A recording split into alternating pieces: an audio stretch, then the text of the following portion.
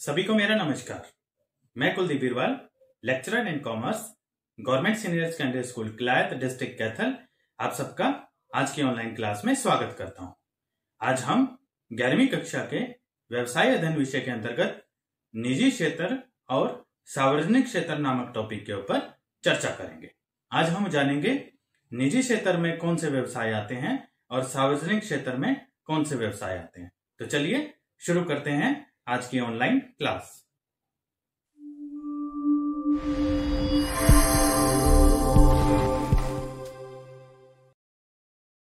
तो चलिए शुरू कर लेते हैं निजी क्षेत्र एवं सार्वजनिक क्षेत्र। तो सबसे पहले टॉपिक शुरू करने से पहले एक बात जान लेते हैं। निजी तथा सार्वजनिक क्षेत्र एक अर्थव्यवस्था के सफलतापूर्वक संचालन के लिए इस तरह जरूरी है जैसे कि एक कैंची को कार्य करने योग्य बनाने के लिए उसमें दो ब्लेडों का होना जरूरी है। ठीक है, तो मतलब दोनों का महत्व देखिए क्या है। जब कैंची में अगर एक ब्लेड होगा तो वो कार्य नहीं कर पाएगी, लेकिन दोनों ब्लेड देते ही जो उसका कार्य है वो कर पाएगी। इसीलिए किसी भी देश की एक अर्थव्यवस्था के अंदर निजी और सार्वजनिक क्षेत्र दोनों का जो है वो मिक्सचर होना बहुत बहुत जरूरी है। तो चलिए सबसे पहले हम जान लेते हैं कि आज हम क्या सीखेंगे। हम चर्चा करेंगे आज निजी क्षेत्र के अर्थ और उसकी विशेषताओं की, निजी क्षेत्र के उपक्रमों के प्रारूप की हम चर्चा करेंगे आज, सार्वजनिक क्षेत्र का अर्थ और उसकी विशेषताएं जानेंगे, सार्वजनिक उपक्रमों के प्रारूप को हम समझेंगे और इसके साथ साथ हम विभागीय उपक्रम और उसकी विशेषताएं, लाभ, सीमाएं, उपयोगिता इत्यादि सभी के ऊपर आज हम चर्चा करने वाले हैं। इसके साथ ही सार्वजनिक क्षेत्र के निगम, उसकी लाभ, विशेषताएं, सीमाएं, उपयोगिता इत्यादि के ऊपर भी हम आज चर्चा करेंगे। साथ ही साथ सरकारी कंपनियां क्या होती हैं, उनकी विशेषताएं, लाभ, सीमाएं, उपयोगिता और सार्वजनिक उपक्रमों का तुलनात्मक अध्ययन हम करेंगे आज। और साथ ही साथ सार्वजनिक और निजी उपक्रमों में अंतर भी जानने का हम आज प्रयास करेंगे। और आज हम अपनी जो है वो वीडियो के अंत में हम चर्चा करेंगे सार्वजनिक क्षेत्र की बदलती भूमिका और मिश्रित क्षेत्र के बारे में। ठीक है, चलिए शुरू करते हैं आज का अपना जो है वो ऑनलाइन क्लास। निजी क्षेत्र उपक्रम का अर्थ। ऐसे उपक्रम जिन पर स्वामित्व पूर्णतः निजी लोगों का होता है। स्वामित्व का मतलब जो उसके मालिक हैं, पूर्णतः 100% निजी लोगों का होता है और किसी भी राज्य या केंद्रीय सरकार का स्वामित्व के दृष्टिकोण से कोई हस्तक्षेप नहीं होता। मतलब राज्य सरकार का उसमें कोई हस्तक्षेप नहीं होता। तो निजी क्षेत्र का अर्थ क्या हो गया? एक ऐसा क्षेत्र जिसमें मैं या आप या हमारे जैसे लोग जो है वो एक उपक्रम शुरू कर सके, एक व्यवसाय शुरू करें जिसमें सरकार का कोई रोल ना हो, सरकार का कोई हिस्सेदारी उस व्यवसाय के अंदर ना हो। उसको उसमें आने वाले जितने भी प्रकार के व्यवसाय आ जाएंगे वो सभी के सभी निजी क्षेत्र के या फिर निजी उपक्रम जो है वो कहलाएगा। चलिए आगे बढ़ाते हैं इसी टॉपिक को और हम जान लेते हैं अब इसकी निजी क्षेत्र के कुछ उदाहरण ले लेते हैं ताकि थोड़ा कंसेप्ट और ज़्यादा क्लियर हो जाए। तो रिलायंस ग्रुप, आप सबने नाम सुना होगा। रिलायंस कैपिटल, रिलायंस कम्युनिकेशन, जो जियो फोन या जियो मोबाइल हम यूज़ करते हैं, कनेक्शन लेते हैं। रिलायंस इंफ्रास्ट्रक्चर, जो इंफ्रास्ट्रक्चर के एरिया के अंदर जो है वो काम करती है, कंस्ट्रक्शन से रिलेटेड। रिलायंस हेल्थ, इनके इंश्योरेंस वगैरह आते हैं। रिलायंस एंटरटेनमेंट, इनके बहुत सारी ऐप और जो है ये टीवी चलाने वाले वो जो सेट होते हैं। या फिर रिलायंस फाइबर आ गया है जो इंटरटेनमेंट के क्षेत्र में जो है काम कर रहा है। रिलायंस पावर, यानी कि बिजली का भी जो है वो ये प्रोडक्शन करते हैं। साथ ही साथ बहुत सारी रिलायंस की इंडस्ट्रीज़ हैं, रिटेल का काम करते हैं। रिलायंस शॉप्स हैं बहुत सारी, रिलायंस ट्रेंड के नाम से आपको शहरों के अंदर जो है वो मिल जाएंगी। फिर इसके साथ जैसे आदित्य बिरला ग्रुप हो गया, ठीक है, तो ये क्या करते हैं, सीमेंट बनाते हैं। या आइडिया के हम कनेक्शन ले लेते हैं, मोबाइल कनेक्शन से इत्यादि। या फिर बिरला जो है वो इंश्योरेंस के सेक्टर में काम करता है, फाइनेंस के सेक्टर में जो है वो काम करता है। तो ये इस प्रकार के कुछ कार्य। फिर टाटा ग्रुप, आप सबने नाम सुना होगा, जो रतन टाटा जी ने शुरू किया था। ये इंश्योरेंस के सेक्टर में जो है वो इनका बिजनेस है, फाइनेंस के सेक्टर में इनका बिजनेस है, टाटा कम्युनिकेशन के सेक्टर में इनका बिजनेस है, टाटा कंसल्टेंसी का काम करती है। जो है वो टाटा मोटर्स हैं जो बस, ट्रक, कार इत्यादि बनाते हैं। टाटा पावर है, बिजली का भी काम करती है। और सबसे बड़ा जो इनका व्यवसाय है वो टाटा स्टील्स है, जो स्टील का जो है वो काम करती है। तो ये कुछ एक उदाहरण मैंने आपको दिए हैं जिससे निजी क्षेत्र के जो है वो उदाहरण आ जाते हैं। अडानी ग्रुप्स हो गया जो बिजली के क्षेत्र में बहुत बड़ा व्यवसाय जो है वो करते हैं। तो ये कुछ उदाहरण है जिससे आप ताकि समझ पाए निजी क्षेत्र के जो है वो किस प्रकार के उपकरण जो है वो हो सकते हैं। अब थोड़ा सा और क्लियर कर लेते हैं इस कंसेप्ट को। निजी क्षेत्र अथवा निजी उपक्रमों की विशेषताओं के बारे में भी जो है वो चर्चा कर लेते हैं, थोड़ा सा और क्लियर कर लेते हैं हम अपना कंसेप्ट। अगर आप अर्थ अच्छे से समझ पाए होंगे तो विशेषताएं बहुत अच्छे से समझ पाएंगे, अगर अर्थ नहीं समझ पाए तो विशेषता समझ लेंगे तो अर्थ को जो है वो हम बना सकते हैं। तो उस सबसे बड़ी विशेषता लाभ उद्देश्य। निजी क्षेत्र का उद्देश्य अत्यधिक लाभ अर्जित करना होता है। यद्यपि इस क्षेत्र का मुख्य उद्देश्य लाभ कमाना है, फिर भी वर्तमान में इसके द्वारा सामाजिक उत्तरदायित्व को भी समझा जाना चाहिए। ठीक है, तो लाभ उद्देश्य तो इनका मुख्य उद्देश्य है ही। फिर उसके बाद में निजी स्वामित्व। इस क्षेत्र के उपक्रमों पर स्वामित्व पूर्णतः निजी लोगों का होता है, आपके मेरे जैसे, और किसी भी राज्य सरकार केंद्रीय सरकार के स्वामित्व का जो है वो इसके अंदर हिस्सेदारी का कोई भी सवाल नहीं उठता। तो ये भी एक अर्थ के अंदर हमने इसका पढ़ा था। फिर तीसरा जो है वो विशेषता है लाभ सफलता की कसौटी।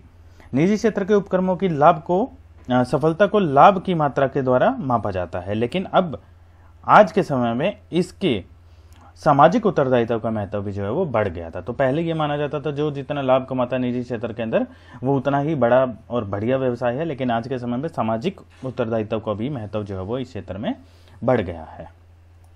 फिर इसके अलावा इसकी विशेषता हो सकती है निजी प्रबंध। इसका प्रबंध स्वयं व्यवसाय के स्वामियों के द्वारा किया जाता है। कंपनी की दशा में अंशधारियों द्वारा मनोनीत संचालन मंडल व्यवसाय की देखरेख करता है। और एक विशेषता और हो सकती है इसकी कम राजनीतिक हस्तक्षेप, क्योंकि इसमें जो है वो सरकार या राज्य सरकार केंद्रीय सरकार का कोई महत्व रोल नहीं होता, इसमें हिस्सेदारी नहीं होती, तो राजनीतिक हस्तक्षेप भी जो है वो कम होता है। तो निजी क्षेत्र का जो है वो मेरे ख्याल से अर्थ आप लोग समझ गए होंगे। व्यवसाय के उस क्षेत्र को कहते हैं हम जिसके अंतर्गत निजी व्यक्तियों द्वारा, मैं निजी व्यक्ति, आप निजी व्यक्ति, या फिर निजी लोगों के समूह के स्वामित्व वाले व्यवसाय जो है वो हम सम्मिलित करते हैं। ठीक है, चलिए आगे बढ़ाते हैं टॉपिक को। निजी उपक्रमों के प्रारूप को जान लेते हैं कि किस प्रकार के हो सकते हैं। तो निजी क्षेत्र में स्थापित किए जाने वाले व्यावसायिक संगठनों को वैधानिक दृष्टि से हम दो भागों में बांट सकते हैं, गैर निगमित और निगमित। ठीक है, तो हम दो हिस्सों में जो है वो इसको बांट सकते हैं। इसको आगे फर्दर जो है वो और ज्यादा हम डिटेल में पढ़ेंगे जब एकल स्वामित्व आएगा। तो गैर निगमित श्रेणी में आने वाले व्यावसायिक संगठनों को हम बिना किसी पंजीकरण के रजिस्ट्रेशन के हम शुरू कर सकते हैं, अर्थात इनको प्रारंभ करने के लिए किसी अधिनियम इत्यादि की जो है स्वीकृति की आवश्यकता नहीं होती। वहीं दूसरी ओर निगमित श्रेणी में आने वाले व्यावसायिक संगठनों को प्रारंभ करने के लिए विभिन्न व्यवसायों से संबंधित अधिनियमों के अंतर्गत पंजीकरण करवाना बहुत जरूरी होता है, तथा इन अधिनियमों के द्वारा इनकी गतिविधियों को भी हम जो है वो कंट्रोल कर सकते हैं। चलिए जान लेते हैं अब जो है वो हम किस प्रकार के जो है वो प्रारूप जो है वो हो सकते हैं निजी उपक्रमों के। सबसे पहला जैसा आप देख रहे हैं एकल स्वामित्व, एकाकी व्यापार। जैसा कि इसके नाम से पता चल रहा है एकाकी, इसमें केवल एक ही व्यक्ति जो है वो स्वामी होता है। यही व्यक्ति पूंजी लगाता है, उसका प्रबंध करता है, सारा जोखिम जो है उसी व्यक्ति का होता है और संपूर्ण लाभ और हानि का दायित्व भी इसी का ही होता है। एकाकी व्यवसाय व्यावसायिक संगठन का सबसे पुराना और सबसे सरल रूप है। इस प्रकार के व्यवसाय की स्थापना के लिए किसी भी प्रकार की कोई अहम औपचारिकताओं की आवश्यकता हमें नहीं होती है, तो एक व्यक्ति के द्वारा शुरू किया जाता है। फिर ये हमने पढ़े थे पिछले चैप्टर में, वही आ रहे हैं। संयुक्त हिंदू परिवार व्यवसाय, ज्वाइंट हिंदू फैमिली बिजनेस। जब व्यावसायिक उपक्रमों को चलाने वाले व्यक्ति एक ही परिवार के सदस्य होते हैं तो वे व्यवसाय को एक पारिवारिक व्यवसाय की भांति चलाते हैं, तो इसे संयुक्त हिंदू परिवार व्यवसाय कहा जाता है। इस प्रारूप में व्यवसाय के नियंत्रण का अधिकार परिवार का जो मुखिया होता है, कर्ता जो होता है, उसके हाथ में रहता है।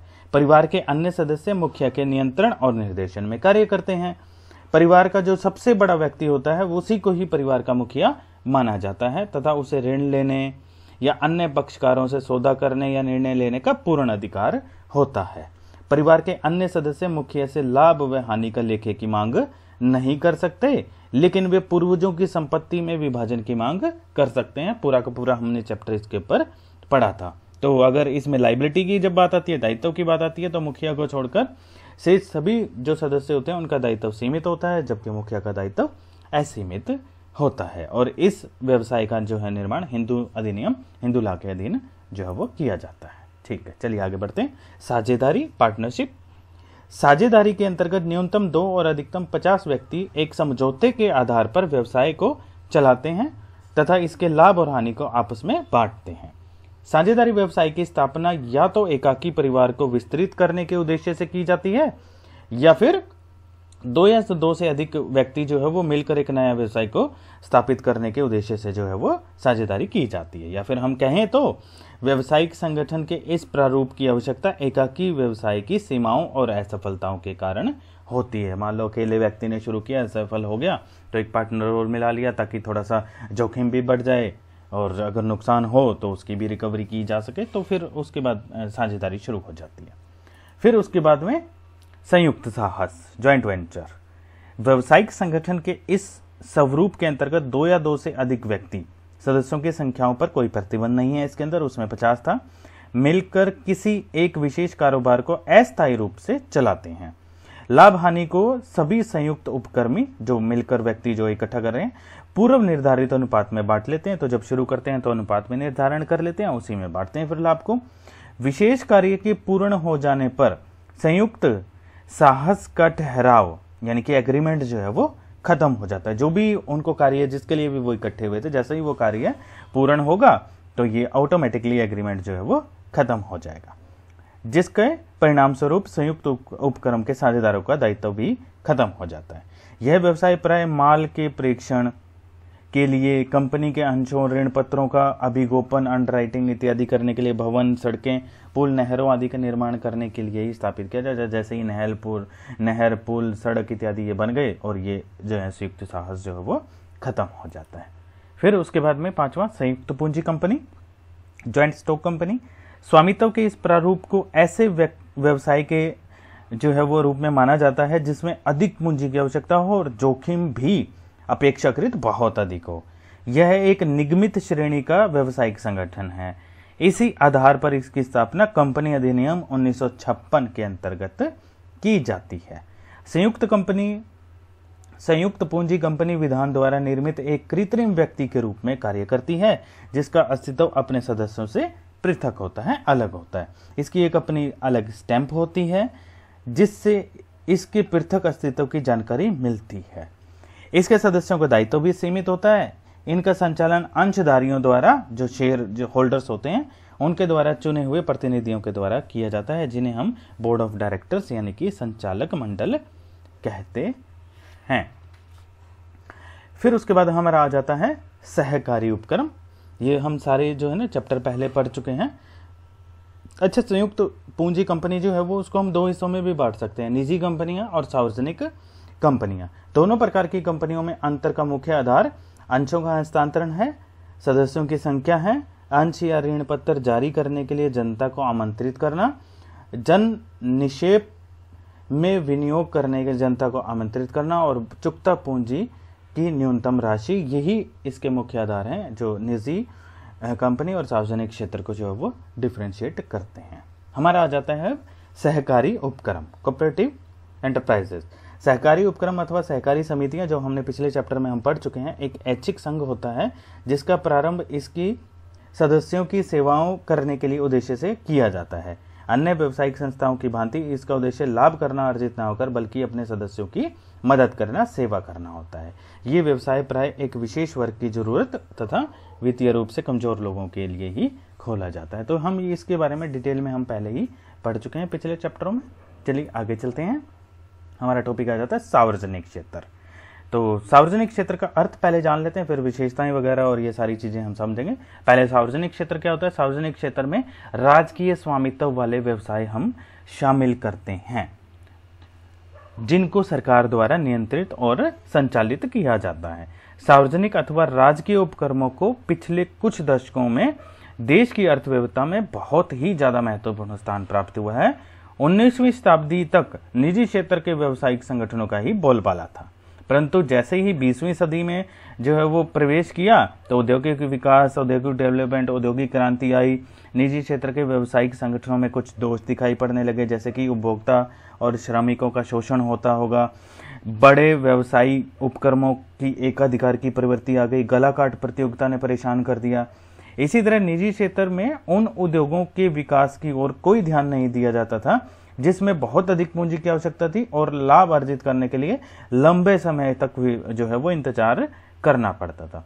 इस सब का परिणाम क्या हुआ कि जनता को शोषण से मुक्त करने के लिए और देश के संपूर्ण विकास के लिए राजनीतिक हस्तक्षेप की आवश्यकता समझे जाने लगी। तो फिर सार्वजनिक क्षेत्र का जो है वो सोचा जाने लगा और चलन में आया ये। चलिए अर्थ जान लेते हैं, असल में इसका अर्थ क्या है।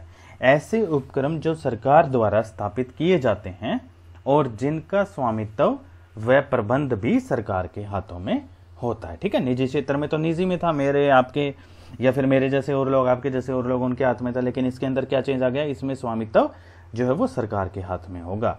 स्वामित्व का मतलब उसकी स्थापना या पूर्ण रूप से अधिकार सरकार का होगा और उसको जो है वो मैनेज चलाएगी भी जो है वो सरकार। तो ऐसे उपक्रमों को सरकार या तो स्वयं उनकी एकमात्र स्वामी होती है या फिर इनका अधिकतम स्वामित्व तो सरकार के पास होता है। मतलब कुछ लोगों के पास हिस्सा हो सकता है लेकिन ज्यादा हिस्सा जो है वो सरकार के हिस्से में ही आएगा। इनको राजकीय उपक्रम, सार्वजनिक उपक्रम, सार्वजनिक क्षेत्र के उद्योग, सरकारी उद्योग इत्यादि के नामों से भी जाना जाता है। इसका उद्देश्य जनता को उचित मूल्य पर वस्तुएं और सेवाएं प्रदान करना होता है। यद्यपि इसका मुख्य उद्देश्य जनता की सेवा करना होता है, लेकिन लाभ कमाने के उद्देश्य को इससे अलग नहीं किया जा सकता। वास्तविकता यह है कि ये उपक्रम समाज की सेवा करते हुए उचित लाभ कमाने के उद्देश्य से स्थापित किए जाते हैं। मतलब मुख्य उद्देश्य समाज की सेवा करना है, लेकिन लाभ कमाना जो है वो इनका सेकेंडरी ऑब्जेक्टिव रहेगा। यहां यह स्पष्ट कर लेना बहुत जरूरी है कि जो ये इस प्रकार की जो सरकारी संस्थाएं हैं या उपक्रम हैं, जैसे कि सरकारी अस्पताल हो गए, सरकारी कॉलेज हो गए, ये जो है वो सरकारी उपक्रम जो है वो नहीं है। अतः केवल उन सरकारी संस्थाओं को ही सार्वजनिक उपक्रम कहा जाएगा जो आर्थिक और व्यावसायिक क्रियाएं करते हैं। तो सरकारी कॉलेज या सरकारी अस्पताल, उनका उद्देश्य जो है वो लाभ कमाना नहीं है, उनका उद्देश्य तो सिर्फ और सिर्फ जनता की सेवा करना है। तो हमें ये डिफरेंशिएट कर लेना है कि जहां पर भी यूं लगे हमें कि जनता की सेवा तो हो रही है लेकिन साथ साथ लाभ कमाना भी उसका सेकेंडरी ऑब्जेक्टिव है, तो फिर हम उनको सार्वजनिक उपक्रम कह सकते हैं। ठीक है, तो चलिए आगे बढ़ाते हैं इसको। सार्वजनिक उपक्रमों के हम उदाहरण ले लेते हैं। नेशनलाइज्ड बैंक, क्या आप जानते हैं नेशनलाइज्ड बैंकों के क्या क्या नाम हो सकते हैं? चलिए मैं आज आपको बता देता हूं। जैसे कि भारतीय स्टेट बैंक, आप लोगों ने नाम सुना होगा जरूर, नहीं सुना? Punjab national bank, UCO bank, ठीक है, oriental bank of commerce, Canara bank इत्यादि, ये जो है वो ये सार्वजनिक उपक्रम जो है वो उसके अंदर दायरे में आते हैं। इनका उद्देश्य जो क्या है, जनता की सेवा करना है, लेकिन साथ ही साथ ये लाभ कमाने का भी उद्देश्य रखते हैं। जैसे कि लोन दिया, जनता को जरूरत थी तो लोन दिया, लेकिन बदले में ब्याज ले लिया। ठीक है, फिर इसके अलावा नाल्को हो सकता है, नेशनल एल्यूमिनियम कंपनी लिमिटेड। ठीक है, तो ये इनका उद्देश्य भी जनता की सेवा करना है, साथ ही साथ ये लाभ भी कमा रहे हैं। फिर HPCL हो सकता है, हिंदुस्तान पेट्रोलियम कॉर्पोरेशन लिमिटेड। फिर BPCL हो सकता है, भारत पेट्रोलियम कॉर्पोरेशन लिमिटेड। फिर सेल हो सकता है, steel authority of India limited. ये आप नाम याद रख सकते हैं, पेपर में लिखें, अच्छे मार्क्स आने के चांसेस बढ़ते हैं। इसके अलावा और बहुत सारी हो सकती हैं, तो आप ये होमवर्क भी कर सकते हैं। आप न्यूज़पेपर वगैरह में ढूंढें, इंटरनेट पर ढूंढें कि इसके अलावा और कौन कौन सी सार्वजनिक उपक्रमों के उदाहरण हो सकते हैं। मैंने आपको 5-6 जो है वो ये बता दिए हैं। चलिए आगे बढ़ाते हैं। विशेषताएं, सबसे पहले राजकीय स्वामित्व, जैसा हमने अर्थ में पढ़ा था। सार्वजनिक उपक्रमों का स्वामित्व या तो पूर्ण रूप से केंद्रीय या राज्य सरकार या स्थानीय सरकार के पास हो सकता है, या फिर निजी क्षेत्र में भी अगर सरकार की ज्यादा भागीदारी है तो भी हम उसको सार्वजनिक क्षेत्र में ले सकते हैं। लेकिन अब कंडीशन क्या है इसके अंदर, सरकार के पास कुल अंश पूंजी का कम से कम 51% भाग होना चाहिए। तो मान लो निजी क्षेत्र का व्यवसाय है, उसकी जो टोटल पूंजी जो है उसके अंदर अगर 51% भाग सरकार के पास में है तो हम उसको सार्वजनिक क्षेत्र का उपक्रम जो है वो मान लेते हैं। यहां पर यह स्पष्ट कर लेना बहुत जरूरी है कि राजकीय का अर्थ राज्य से नहीं बल्कि सरकार से है, जिसमें सभी प्रकार की सरकारें जो है वो सम्मिलित हो सकती हैं। फिर राजकीय नियंत्रण, डेफिनेशन में हमने पढ़ लिया था। सार्वजनिक उपक्रमों का प्रबंध और नियंत्रण सरकार के हाथ में होता है।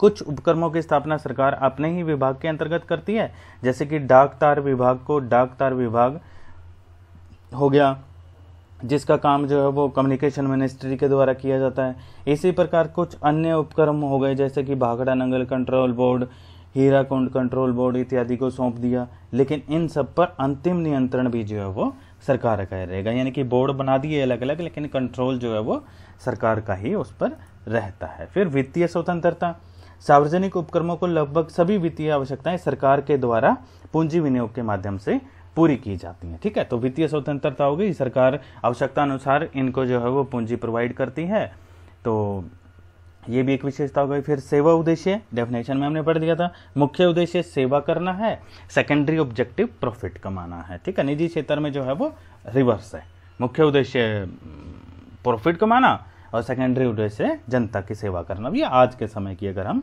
बात करें तो। फिर इसके अलावा विशेषता हो सकती है जनता के प्रति उत्तरदायिता।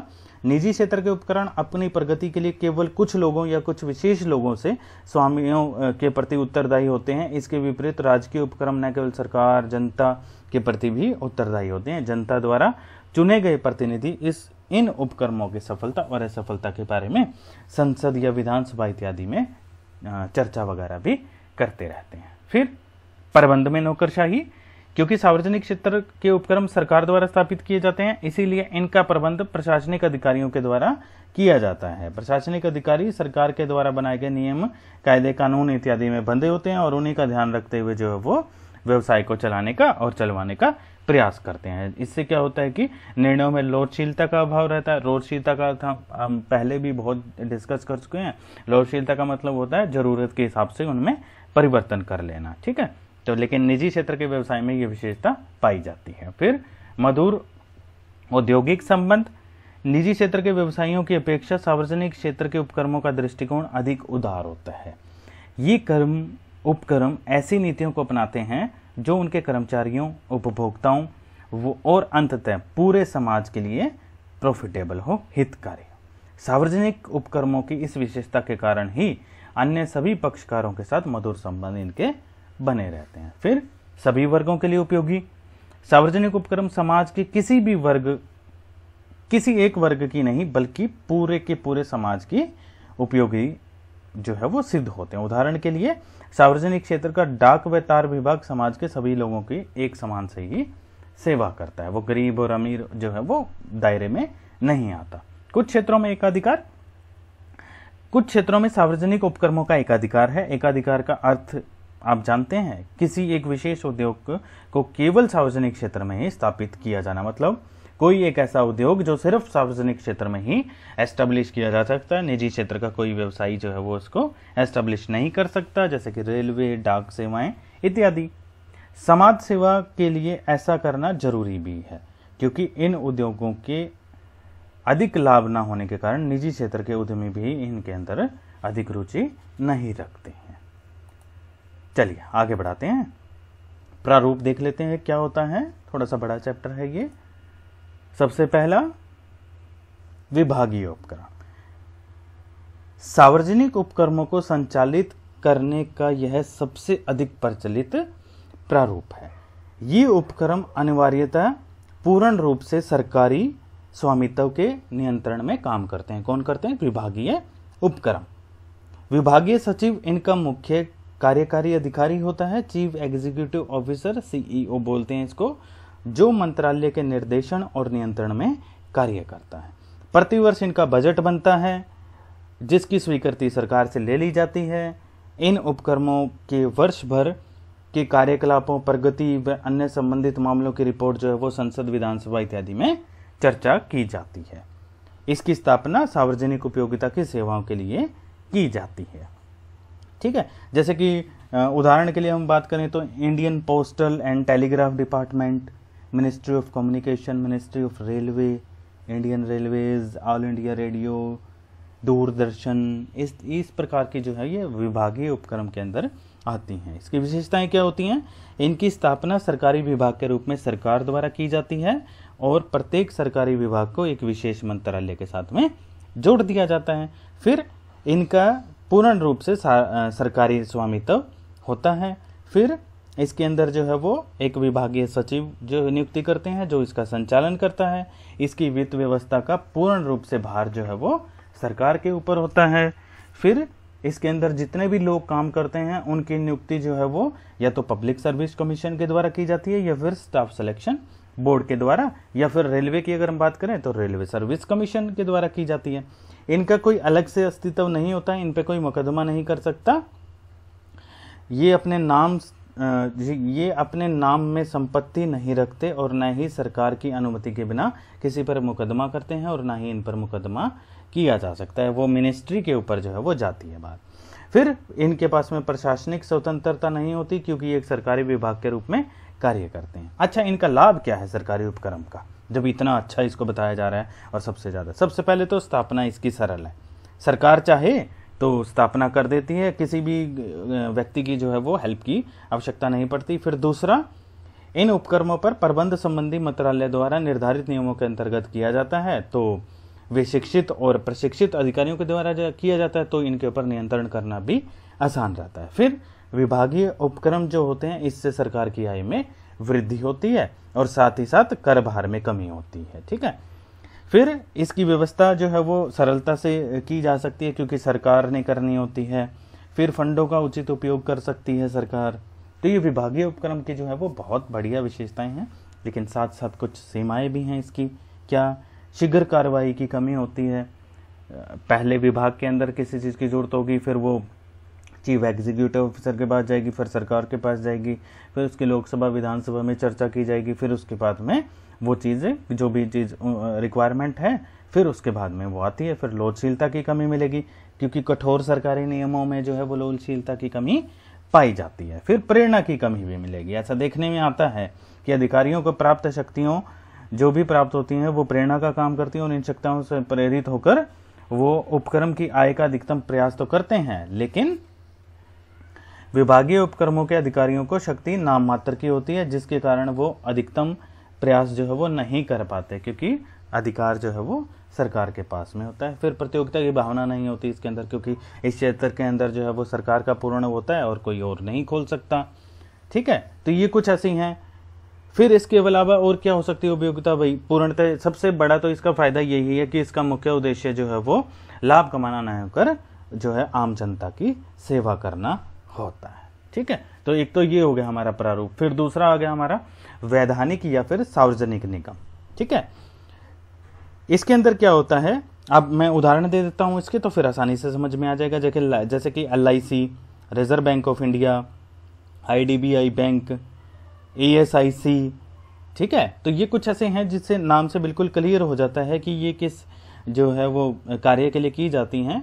एक ऐसे सार्वजनिक उपक्रम से हम इसका अर्थ समझ लें जिसकी स्थापना संसद या विधानसभा के विशेष अधिनियम के द्वारा की जाती है, तो हम उसको सार्वजनिक निगम के नाम से जानते हैं। अधिनियम द्वारा ही प्रबंधन संचालन संबंधी विधियों की व्यवस्था की जाती है। इनकी शक्तियों और विशेषाधिकारों को भी निर्धारित पहले से ही कर लिया जाता है। ठीक है, तो अगर हम इसकी विशेषताओं की हम बात करें तो इसकी स्थापना आपको पता चल गया संसद या फिर राज्यसभा विधानसभा के विशेष अधिनियम के द्वारा की जाती है। पूर्ण रूप से सरकार का ही इसमें स्वामित्व होता है। इसका प्रबंधन भी सरकार द्वारा मनोनीत व्यक्तियों के द्वारा किया जाता है। इसकी वित्त व्यवस्था भी पूर्ण रूप से सरकार के द्वारा की जाती है, लेकिन अगर जरूरत पड़े तो जनता से भी उधार ले लिया जाता है। फिर इनमें काम करने वाले व्यक्तियों की नियुक्ति जो है वो निगमों के स्वयं के नियम होते हैं। सेवा शर्तें संचालन मंडल के द्वारा निश्चित की जाती हैं। निगमों के कर्मचारी विभागीय उपक्रमों की भांति सरकारी कर्मचारी नहीं होते हैं। फिर पृथक वैधानिक अस्तित्व पाया जाता है इसमें, अर्थात ये अपने नाम से संपत्तियां खरीद सकते हैं। विभागीय उपक्रम में ऐसी नहीं थी विशेषता। अन्य पक्षकारों से अनुबंध कर सकते हैं, मुकदमा कर सकते हैं, और इन पर भी मुकदमा चलाया जा सकता है। फिर प्रशासनिक स्वतंत्रता की अगर हम बात करें तो निगमों में किसी तरह का राजनीतिक हस्तक्षेप नहीं होता। अधिनियमों के द्वारा इन्हें जो शक्तियां प्राप्त होती हैं उसी शक्तियों के द्वारा ये पूर्ण रूप से स्वतंत्र रूप से कार्य करने के लिए जो है वो स्वतंत्र होते हैं। फिर अगर हम इनके लाभ की अगर हम बात कर लें तो एक तो सबसे बड़ा लाभ तो ये है, संचालन में स्वतंत्रता इनके पर, ये तो नियम कायदे कानून के अंदर अपनी स्वतंत्र रूप से चला सकते हैं, सरकार का जो है हस्तक्षेप नहीं होता। फिर शीघ्र निर्णय हो जाएगा, विभागीय उपक्रम में नहीं हो रहा था, इसके अंदर शीघ्र निर्णय हो जाता है। फिर कुशल प्रबंध हो जाता है, क्योंकि पेशेवर प्रबंधकों को ही मनोनीत किया जाता है, क्योंकि इनकी क्वालिफिकेशन निर्धारित होती है। फिर इनका उद्देश्य जो है वो क्या होता है, समाज का उद्देश्य इनका प्रमुख उद्देश्य होता है, और सेकेंडरी ऑब्जेक्टिव जो है इनका लाभ कमाना होता है। तो सार्वजनिक क्षेत्र जो है वो कार्य कर रहा है, जो विभागीय क्षेत्र के अंदर जो कमियां थी। फिर अगर हम इनकी सेवाओं की बात कर लें तो सबसे बड़ी तो वही जो उसमें भी थी इसमें भी है कि इसमें प्रतियोगिता भावना की जो है वो कमी है, जिससे हानि होने की शंका बनी रहती है। फिर सेवा उद्देश्यों का अनदेखा, संचालन मंडल के सदस्य अपनी शक्तियों का उपयोग सामाजिक हित में ना कर व्यक्तिगत हित में अधिक करने लगते हैं, जिससे सेवा उद्देश्य जो है वो एक प्रकार से दिखावा दिखने लग जाता है। इसके बाद हमारा जो है वो तीसरा प्रारूप आ जाता है सरकारी कंपनियां, गवर्नमेंट कंपनीज। सरकारी कंपनियों से अभिप्राय हम किस कंपनी को समझ लेते हैं, जिनकी चुकता अंश पूंजी, पेड अप शेयर कैपिटल, जो हम +2 में पूरा का पूरा चैप्टर पढ़ेंगे इसका डिटेल में, कम से कम 51% भाग केंद्रीय सरकार, राज्य सरकार, सरकारों या फिर अंशतः केंद्रीय, अंशतः एक से अधिक राज्य सरकारों के पास हो। इस प्रकार सरकार उपक्रम में एक मुख्य अंशकारी बन जाती है। मतलब 51, कम से कम 51% होना चाहिए, उससे ज़्यादा हो जाए कोई दिक्कत नहीं है। तो एक मुख्य जो है वो अंशधारी बन जाती है सरकार। एक सरकार जो है वो मुख्य अंशधारी जब बन जाती है और उपक्रम से संबंधित मंत्रालय अथवा कैबिनेट या फिर राज्य के प्रमुख के माध्यम से एक अंशकारी के समस्त अधिकारों का प्रयोग करती है।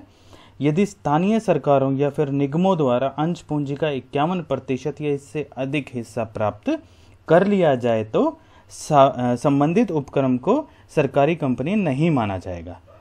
इनका पंजीकरण भारतीय कंपनी अधिनियम 1956 के अंतर्गत किया जाता है। तो क्या मतलब हो गया इसका, ऐसे सार्वजनिक उपक्रम से है जिसकी चुकता अंश पूंजी का पेड अप कैपिटल कम से कम 51% भाग केंद्रीय सरकार या फिर राज्य सरकार, सरकारों या फिर अंशतः केंद्रीय सरकार, अंशतः एक या एक से अधिक राज्य सरकारों के पास हो, तो हम उसको सरकारी कंपनी कहते हैं।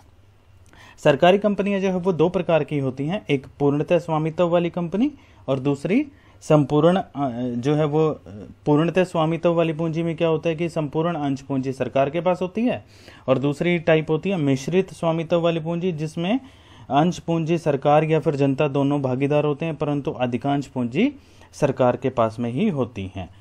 अगर हम जो है वो उदाहरण लेना चाहें तो भारत की प्रमुख सरकारी कंपनियों को Hindustan machine tools, Hindustan steel limited, भारतीय राजकोषीय व्यापार निगम हो सकता है, कोल इंडिया लिमिटेड है, हिंदुस्तान एयरक्राफ्ट लिमिटेड है, मैसूर शुगर कंपनी है, भारत हैवी इलेक्ट्रिकल लिमिटेड है। तो ये कुछ उदाहरण हैं सरकारी कंपनियों के। अब सरकारी कंपनी में विशेषताएं क्या होती हैं, थोड़ा सा और अर्थ क्लियर कर लेते हैं। स्थापना, इसकी स्थापना निजी क्षेत्र की कंपनियों की भांति ही भारतीय कंपनी अधिनियम 1956 के प्रावधान के अनुसार ही की जाती है। यदि सरकार चाहे तो किसी प्रावधान के संबंध में इन्हें छूट दे सकती है, लेकिन यह छूट संसद द्वारा अधिकृत होनी चाहिए। फिर स्वामित्व की अगर हम बात करें तो इनकी चुकता पूंजी अंश जो होती है, पेड अप शेयर कैपिटल, कम से कम 51% भाग पर केंद्रीय सरकार या फिर राज्य सरकार या फिर केंद्रीय और राज्य सरकार दोनों को मिलाकर जो है वो होनी चाहिए। फिर अगर हम प्रबंध की बात करें तो इनका प्रबंध संचालन मंडल द्वारा किया जाता है। सरकार के स्वामित्व में अधिकतम भागीदारी होने के कारण अधिक संचालन सरकार के द्वारा ही, संचालक सरकार के द्वारा ही नियुक्त किए जाते हैं, परंतु निजी व्यक्ति भी संचालक हो सकता है। जहां वित्त व्यवस्था की बात करें तो जनता और सरकार दोनों के द्वारा जो है वो वित्त व्यवस्था की जाती है। नियुक्तियों की अगर हम बात करें तो प्रत्येक कंपनी द्वारा स्वयं के सेवा शर्तों के अधीन कर्मचारियों की नियुक्ति की जा सकती है, वे सरकारी कर्मचारी नहीं कहलाते हैं। फिर पृथक वैधानिक अस्तित्व की अगर हम बात करें तो इनका पृथक वैधानिक अस्तित्व होता है, अर्थात ये अपने नाम से संपत्ति खरीद सकते हैं, पक्षकारों से अनुबंध कर सकते हैं, मुकदमा कर सकते हैं, यानी पर भी मुकदमा चलाया जा सकता है। अगर हम प्रशासनिक स्वतंत्रता की हम बात करें तो सरकारी कंपनियों को पूरी प्रशासनिक स्वतंत्रता होती है। ये अपनी आंतरिक प्रबंध व्यवस्था संबंधी स्वयं के नियम बना सकती है। अब सरकारी कंपनी के लाभ की अगर हम बात करें तो इसकी स्थापना जो है वो सरल होती है, किसी विशेष अधिनियम जो है वो पास करने की आवश्यकता नहीं होती। हाँ, कंपनी अधिनियम के प्रावधानों का पालन करने पर ही इनका पंजीकरण हो जाता है। तो कंपनी अधिनियम 1956 के जो नियम है उसी के द्वारा ही पंजीकरण किया जा सकता है। हम संचालन की स्वतंत्रता की बात करें तो सरकारी हस्तक्षेप न होने के कारण सरकारी कंपनियां अपनी गतिविधियों का संपूर्ण रूप से स्वतंत्र रूप से संचालन कर सकती हैं। फिर लोचशीलता जो है वो इसमें बहुत अधिक जो है वो पाई जाती है, ज़रूरत के हिसाब से ये उन चीज़ों में परिवर्तन कर सकते हैं। निर्णय में शीघ्रता जो है वो आती है। वित्त व्यवस्था जो है वो बड़ी आसानी से कर लेते हैं, सरकार पर निर्भर रहने की आवश्यकता नहीं है। जनता से पूंजी और ऋण के रूप में वित्त प्रबंध किया जा सकता है। निजी भागीदारी का लाभ इसके अंदर मिल जाता है। ठीक है, तो ये कुछ इसके लाभ हैं, साथ ही कुछ सीमाएं भी हैं इसकी। क्या सीमाएं हैं? अपूर्ण संचालन व्यवस्था, क्योंकि सरकारी कंपनियों में संचालन मंडल में अधिकांश संचालक सरकार के द्वारा मनोनीत किए जाते, क्योंकि अधिक हिस्सा होता है उसमें। तो उसकी क्या होता है कि विभिन्न मंत्रालयों में अपने प्रतिनिधियों के माध्यम से कंपनी में संचालन में हस्तक्षेप करते हैं। तो कह सकते हैं कि संपूर्ण संचालन स्वतंत्रता उसमें नहीं होती है। फिर नीतियों में स्थायित्व नहीं पाया जाता इसमें। सरकारी कंपनियों के चेयरमैन व अन्य उच्च अधिकारियों में जल्दी परिवर्तन होने के कारण नीतियों में स्थायित्व होना जो है वो संभाविक रूप से कम हो जाता है और वे पूर्ण रूप से जो है उद्देश्यों की प्राप्ति नहीं कर पाते। फिर इसके अलावा क्या कमी हो सकती है? पेशेवर कुशलता की कमी मिलती है। कंपनी के व्यवसाय को चलाने के लिए पेशेवर कुशलता की आवश्यकता होती है और सरकार के द्वारा मनोनीत संचालकों में जरूरी नहीं है कि वो कुशलता पाई जाए। फिर इसके अलावा सार्वजनिक जवाबदेही का जो डर इसमें लगातार बना रहता है, क्योंकि वार्षिक रिपोर्ट का संसद में प्रस्तुत किया जाता है, तो वहाँ पर आलोचना के डर से उच्च प्रबंध जोखिम वाले निर्णय नहीं ले पाते। इस कारण जो है वो कंपनी व्यवसायिक दृष्टिकोण से पिछड़ती चली जाती है। अब यूटिलिटी क्या है, इसकी उपयोगिता क्या है? जहाँ सरकार के साथ साथ निजी भागीदारी भी आवश्यकता, वहाँ पर सरकारी कंपनी हम एस्टेब्लिश कर लेते हैं।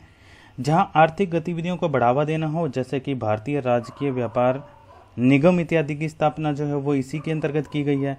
फिर जहां विभिन्न पक्षकारों के हित खतरे में हो, जैसे कि सरकार ने कर्मचारी, विक्रेताओं या जनता के हित में स्वदेशी कॉटन मिल्स के अधिकांश अंश जो है वो क्रय कर लिए थे, तो जो वहाँ पर हमें सरकारी कंपनी कन्वर्ट कर देते हैं। जहाँ सरकार की इच्छा एक नए उपक्रम को स्थापित करके निजी क्षेत्र में हस्तांतरित करने की हो, तो वहाँ पर भी सरकारी कंपनी आ जाती है। तो जहाँ जहाँ ये इस प्रकार की आवश्यकता पड़ती है वहाँ पर हम फिर सरकारी कंपनी में उसको कन्वर्ट कर देते हैं। तो बच्चों, आज के लिए इस वीडियो में इतना ही, क्योंकि चैप्टर बहुत लंबा है तो इसको हम 2 हिस्सों में बांट रहे हैं इस क्लास को।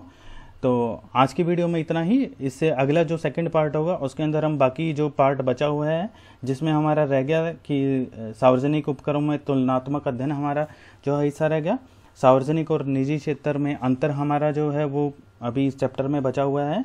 फिर सार्वजनिक क्षेत्र की वर्तमान समय में बदलती भूमिका के ऊपर हमें बहुत ज़रूरी है चर्चा करनी है हमें।